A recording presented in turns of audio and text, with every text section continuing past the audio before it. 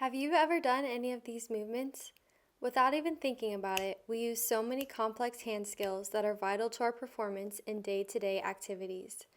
For young children, these are challenging skills that take time to learn, practice, and master. Hi, my name is Stephanie, and I'm a first-year OTD student at the University of Tennessee at Chattanooga.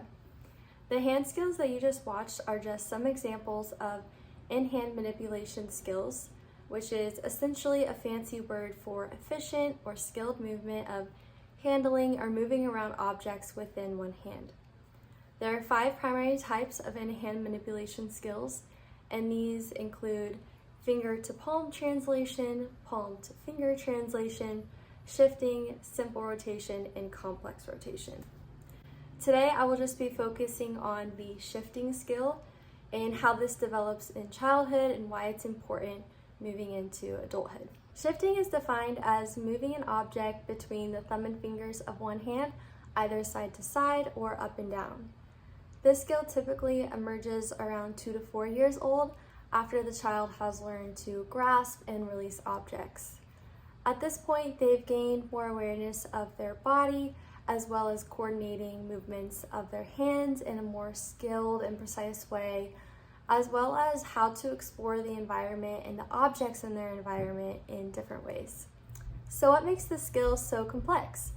Well, there are a variety of performance skills that are required, and some of these include motor planning, which is thinking about and executing an action, coordinating the use of the thumb and fingers in opposite directions, controlling the amount of speed and force used against the object, proprioception, which is just the body's awareness of how it's moving in space, and also sensation and actually feeling the object in their fingers.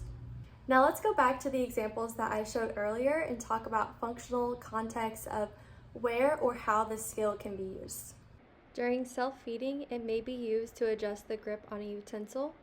While handwriting, it could be used to adjust the grip on a pencil, popping the lid off a marker, and separating paper.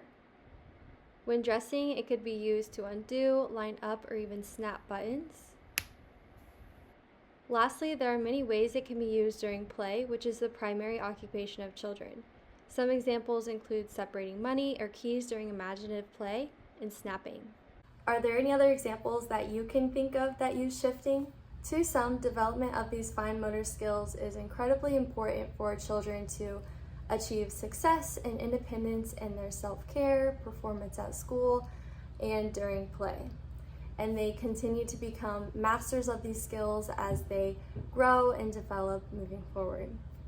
I hope this video has provided a clear understanding of what in-hand manipulation skills are, specifically shifting, and why this skill is so important during development and when performing activities.